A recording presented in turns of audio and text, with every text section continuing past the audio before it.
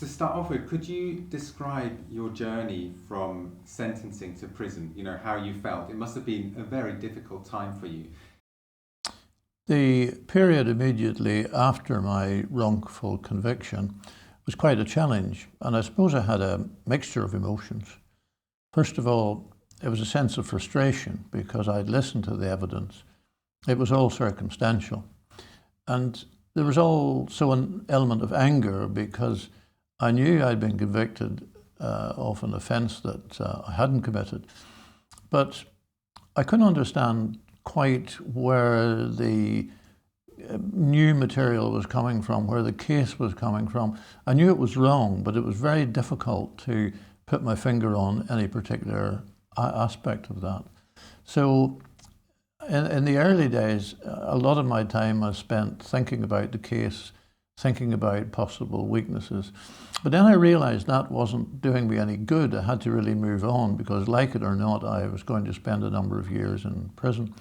And I remember a former boss of mine in the army who'd been a prisoner during the Korean War. He said that during his time in solitary confinement, it was very important to keep your mind active. So in the days that followed, I spent a lot of my time being as busy as possible. I was doing work within the prison constraints, read a lot, wrote quite a lot, tried to summarize the evidence at the trial. And I really wanted to try and use the time that I was going to spend in prison as productively as possible and certainly as constructively as possible from my own point of view. You joined the army when you were 18 and you were kind of from a military family. Could you just take us through like the what your view was of the army and why you joined the army? I suppose it was inevitable that I would end up working for the armed forces in some form. My father had been a soldier in the First World War. He'd been wounded but recovered. He then, at the end of the First World War, he joined the South African Army for a short period. And then when he returned to Scotland, he joined the Royal Air Force Volunteer Reserve. When the Second World War broke out, he was called up then to serve with the Air Force. His brother had been in the army. Another member of our family was killed at Vimy Ridge in the First World War serving with the Canadian Army. So there was a military tradition in the wider family. I suppose as I got into my teenage years, and certainly at grammar school, I joined the cadet force, and I enjoyed a lot of the activities that we were doing, but I also enjoyed the traditions and particularly the discipline of service life. I moved on from that. In the early 60s, I became commissioned into the Territorial Army Volunteer Reserve, and again involved largely in training cadets, adventure training, as well as military activities. And then in the 1960s, I was working with a party on a range one day doing rifle shooting, and the Chief of Staff for the Army in Northern Ireland, who knew me, came to speak to me, and he said, bearing in mind how much time I was spending with the Army, had I ever considered working with the Army full time? And then it was shortly after that that I was offered a post at Army Headquarters Northern Ireland. Now, the Territorial Army in the 1960s did not have an operational role in Northern Ireland. But when the Ulster Defence Regiment was formed, I was then asked by my superiors to join that regiment and assume responsibility for psychological activities within the UDR. In terms of how you came to be part of military intelligence, and was this a gradual process, or were you in terms kind of recruited? With the expansion of the Army Press Office, it was staffed largely by captains and majors with some military clerks. But they were dealing primarily with factual information that would come from the operations room and then would be agreed in terms of what would be released to the press. As far as psychological operations were concerned, early on there was no overt knowledge that it existed. And I was then asked, because I grew up in Northern Ireland, because I knew a lot of the background, to explain some of the significance in terms of emblems, in terms of labels, and so on and so forth. What I didn't realize at that stage, of course, that the information policy people who were making use of my knowledge for a long time were actually developing that separate function. And as time passed, more and more of my time was devoted to briefings. For example, I travelled to army units in Germany who were training for Northern Ireland. I delivered lectures on the background of the political situation in Northern Ireland and the conflict. And then gradually, as I became aware of the role of the Information Policy Unit, more and more of that type of work was given to me until eventually I moved across completely from the Army Press Office into the Information Policy Office. And that was the time when you were given a kind of fake role? Initially, when I made the transition, the Army kept me with the normal press label. So at that stage, the press were used to talking to me as an Army Press Office. But as time passed, there was a need to create a justification because I was doing different things. Part of my role, I was in uniform as a serving officer in the Ulster Defence Regiment. But when I was moving around the province and visiting units, there was also a need to try and detach myself from the military and be a civil servant. So eventually the Army created a false job description called Head of Production Services. And in theory, I was responsible for the photographic units, the printing press, and activities like that. That was a credible role for me inside what was seen as Army PR. But the second role, of course, I had, which was largely one of psychological operations, particularly within the UDR, was largely a military one. So I would be going to visit units, for example, all over the province as a serving officer in the UDR most of the time. But then on other occasions, I would be going as a civil servant heading up the production services unit. Could you describe how information policy operated in its early stages? I think when we spoke, you mentioned that initially it was more kind of reactive PsyOps, and what your role was in that. I think the role of PsyOps in the early days was largely driven by what was happening on the ground. And usually first thing every morning we would review the past 24 hours. We would look at any outstanding or sensitive issues that needed to be dealt with. We would then decide on a course of action. This may be gathering more information. This may be dealing with press contacts to make sure that the Army's view was published or given certainly to a wider audience. But largely it was dictated by the level of violence, which particularly in 1972 was substantial. Almost 470 people were killed that year. So this was round about 40 people a month or 10 people a week.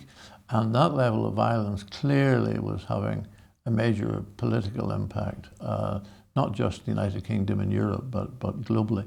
And the idea, therefore, was that we had to try and manage that public opinion as best we could from a psychological point of view. And could you describe the Soviet submarine story and how this came about? The key role of the Information Research Department, which was part of the Foreign Office, was to counter Soviet expansion on a worldwide basis. The IRD was formed after World War II in 1948. So that when the government sent an IRD officer to Northern Ireland at a very senior level, clearly a large part of his work was designed to look for Soviet intervention in some shape or form.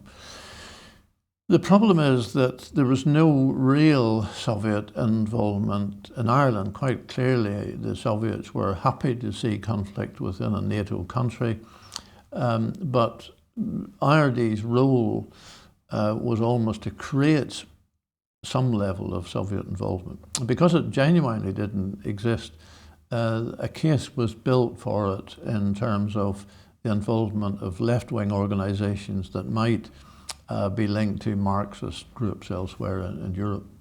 And IRD acquired at one stage some photographs that the Royal Air Force had taken of a Soviet submarine off the coast of Scotland. This submarine had surfaced. It was being refueled by a tanker, and the RAF aircraft managed to get some photographs. From that, a dossier was then built up by IRD looking at a number of examples of left-wing extremists involved in Ireland, links between the IRA and left-wing groups abroad, and then creating a credible story that this submarine, which then had moved off the coast of Donegal rather than Scotland, from the story point of view, that this was clear evidence that the Soviets were directly involved in the violence in Northern Ireland. So IRD set up a meeting with the News of the World in London. We took across photographs, various other documents, and material to substantiate the story. This was given to the News of the World, who ran as a front page lead and also as a 2-page spread. It was a huge story, and it got wide circulation again around the world.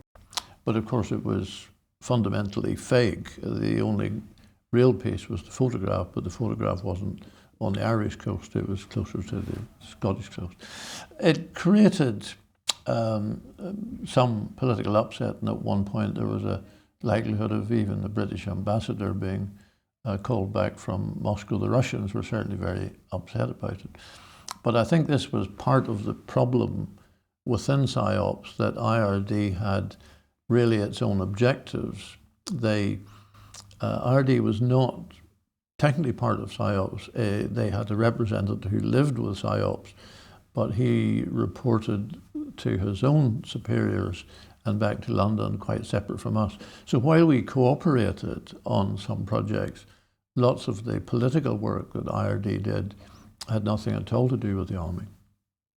If you're saying, well, if you test this shell electronically and then it explodes, obviously that has nothing to do with faulty, because then you're taking a much more active part in it. Could you just explain how that would be justified? I think whether you sabotage a weapon or whether you make it explode is really something on the same scale. The point is that your job is to protect the life of the community. That's not protecting the lives of terrorists as a priority. So if, for example, a weapon could be sabotaged to go off prematurely because there is no other way of doing it, then that would be, say, a calculated decision. And this is quite an interesting one, because sometimes journalists would say, well, surely it's wrong to mislead the press. And in principle, I would agree with that. But then if I say to the journalist, look, I know that the terrorists at the moment are planning to kill a member of your family, but if I plant false information in a certain way, I can avert that attack from taking place. Would that journalist say, I shouldn't then mislead the press to protect a member of their family? And most people would say, no, of course you should. And this is part of the difficulty, I think, where you're fighting an armed conflict in what is basically a democracy, where there are lots of constraints. Now, I think those constraints are very important. And that's why when you are using violence to counter violence, there has to be a constant assessment of the appropriateness of that violence. And it is very, very difficult. There is no definitive answer. There are many cases, in fact, where, looking back on it, you say maybe that was a bad decision or maybe it was a good decision.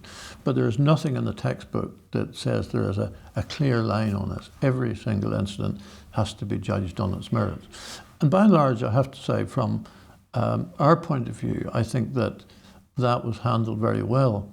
That is a different thing, I think, when we look at collusion, where the intelligence services may be using paramilitary sources to carry out attacks or turning a blind eye to attacks taking place. That is a whole different argument, and I have a real problem with that, because I think that that is an issue that morally and legally is very difficult to justify. Should there be a line or a limit on the kind of propaganda that is spread or its intended outcome, just in more of a general kind of sense?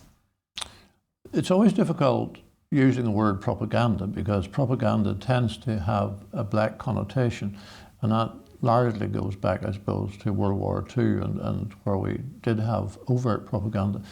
But all information is propaganda. Everything a political party says is propaganda, because basically all it's doing is presenting its own information in the best possible light. From a PsyOps point of view, I do have a slightly different view. I think that it is quite appropriate to target the belligerent groups, the terrorists who are creating violence using propaganda in its wider sense. I think it's an entirely different thing in that grey area where you're attacking people because of their political views or their religious views, because that's not what our role is. And part of the problem with Northern Ireland is sometimes there was a very grey area between those two. So what happens where you have a politician who actively is supporting or engaged with a terrorist organisation that's killing people? Can you attack, from a PsyOps point of view, a politician or not? And this has been part of my debate now for the past 40 years. See, part of the difficulty with PsyOps Northern Ireland was it was launched for very good reasons by Edward Heath. It was supported by Whitehall, and a lot of resources went into it. The trouble was that no one wanted to accept responsibility for it, so it was largely left to those of us on the ground to apply our own judgment to what was right and what was wrong. And of course that meant referring it to our superiors and so on and so forth. But I think where it all began to go wrong was in the 1973 and later period, where there was a heightened awareness of the implications of political decisions made by individuals both at Westminster and Northern Ireland in terms of what their utterances and actions, what impact they had on the security situation on the ground. And again, because there was a total absence of guidance on this, really no guidance, it wasn't until I was leaving Northern Ireland. In fact, I worked with the outgoing Chief Information Officer in trying to get 2 papers agreed with government underpinning about almost the rules of engagement for PsyOps Northern Ireland. But hitherto people wouldn't even talk about it. And indeed there was a major conflict within Whitehall about the role of PsyOps Northern Ireland. And indeed part of my whole case is based on that. It was that almost total deniability that such an activity even existed. And it's only very recently, 1990, that in fact Margaret Thatcher, then Prime Minister, admitted even that I had a role in that field. And up to that she didn't know. She was actually denying that I was employed on such activity. When you interact with journalists, whether you would contact the journalists on occasions or whether they would generally contact you, how would it work? Fundamentally my job was to build up a sort of large database of information that was updated every day on terrorist organisations and what they were doing, their finance and everything else. Quite often journalists would come to us either with a direct inquiry about something specific, or journalists would come in to do a 2-week tour in Northern Ireland, and they would come in looking for stories. So in most of those cases, a request to the Army press desk would then be passed to me, and then I would pick it up accordingly. So I'd have a number of themes on hand. It could be about weapons, it could be about finance, it could be about anything, depending on the nature of the journalist. Or it could be that they come in with an idea and then they want help from the Army about how to take this forward. And then my job would either be to provide them with more information or to put them in touch with people who would be able to give them further information. So it was quite different depending on the nature of the relationship with the journalist. And occasionally, of course, over and above that, as we got to know journalists, I might get a story which I would keep for someone because I knew that they had a particular use for interest in that area, or where I knew their paper would be particularly interested in it. It's a long-term relationship, I think, in most cases, and over and above that, of course, there were visitors who would just come in on a one-off, but largely I was dealing with people again and again and again over a period of 5-6 years. And would you also specifically think about the particular publication that journalist would work for? Yes, I mean, the whole profile, we knew that some papers and some journalists were hostile to the army or the police. We knew that politically some journalists felt that the army shouldn't be in Northern Ireland. There were other journalists who thought that the army was doing a great job. So we had to know that big picture, but we also had to know specific journalists, because within organisations, different journalists have very different ways of operating and like to be dealt with differently. So it's about an exchange of information. You know, we whatever we call it, at the end of the day, it's about relationships between people. And sometimes, you know, the relationship was very good, and it was almost at a humorous level. And journalists might ring me up, and they would do a fairly straightforward story. And then they would ring me up and say, look, I'm quoting you as saying this. And I would say, but I didn't say that. And they say, I know, but we knew you would say that. And it was at that level, unless that quote was really way off mark, I would be quite happy with that if it wasn't a particularly important story. And the relationship was like that. But although it was comfortable, it was never cozy. I have to say the majority of journalists were really professional. They knew when they couldn't cross the line, and we also knew when we couldn't cross the line. So overall, the experience, I think, as far as the press were concerned, was very good. But then don't forget that we're not just influencing the press. The press is only one way of influencing the public. We had to be able to influence all sorts of other people who were, you know, communicating with the public, and that could be clergymen, it could be all sorts of people. And would that be an unattributable quote? Or would it just say an army press officer said this? In our case, the press are very good. They virtually never use names. And that's just part of the way. If they wanted a quote from me specifically, then, you know, I would be saying, well, really, I don't matter. I would get a quote from the army, and it would usually be from a senior officer by name. And then I would go to the senior officer and say, journalist is looking for rotation on this story. I'm suggesting something along these lines. What do you think? And then that senior officer would either agree it, or he would make some changes, and then eventually it would go out. Because senior officers were known, you know, they literally were known to the public. The generals, for example, chief of staff. And in that case, it would be on the record. But you know, 99% of the work I was doing was unattributable. And then you also have off-the-record information, which, you know, a journalist would know but couldn't actually report on. So literally that would just be built into their story without any reference to where it came from. But in terms of the journalist making up a quote and then calling you saying, oh, I've quoted you as saying this, and you hadn't actually said that, would that be attributed to you personally, or just to as an army press officer said this? No, it would always be to an army spokesman or a security expert, or, you know, there was all sorts of labels they would use, but never by name. The rule would be you do not identify members of security forces by name. In terms of the readership of the newspapers, was that an important consideration for you? Yes, because in Northern Ireland, like everything else, parts of one community would buy some newspapers, not others. Some newspapers in Northern Ireland were good in that they crossed the religious divide, but we had to, when we were actually putting the story out, we had to bear in mind the nature of the readership of the target audience.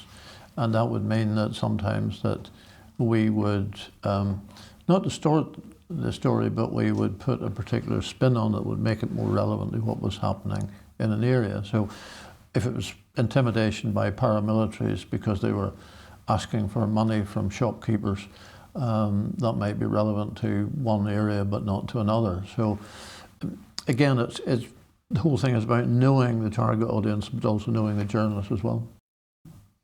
And I think you touched on this earlier on, that some journalists who were particularly favourable to the military would, in essence, just print a story on request.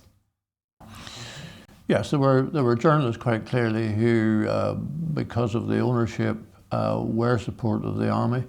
It doesn't really say they wouldn't question the army, but they were more likely to accept the way we were presenting it, whereas another journalist might take exactly the same story away and then they would reshape it a little bit more one way or the other to suit the style of the newspaper.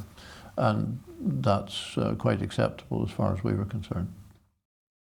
And would it go as far as potentially information policy, writing an article and then giving it to the journalist and then he would put his name on it? From the army point of view, we didn't. I can never remember writing anything that, while I was Northern Ireland, that would then go in literally as written. But IRD did produce a lot of information which did go to journalists and then with minimum amount of editing would appear as a feature article of some description. But we didn't have the resources, and I think also, we weren't trained journalists, so we were more or less dealing with information on a factual basis and then allowing the journalists to write it according to the way they wanted to. Did information policy achieve what it set out to achieve? And was it a success? I think overall information policy was successful, certainly up until I left Northern Ireland. I don't know what happened after that. But the key thing was about expectations, and we had a very clear idea of what we could achieve and what we couldn't achieve. Part of the problem, I think, is that when you're a deniable organisation and people don't know you exist, it's very difficult to have any sort of measurement about expectations. But we judged our success by the feedback we were getting from sources inside the paramilitary organisations.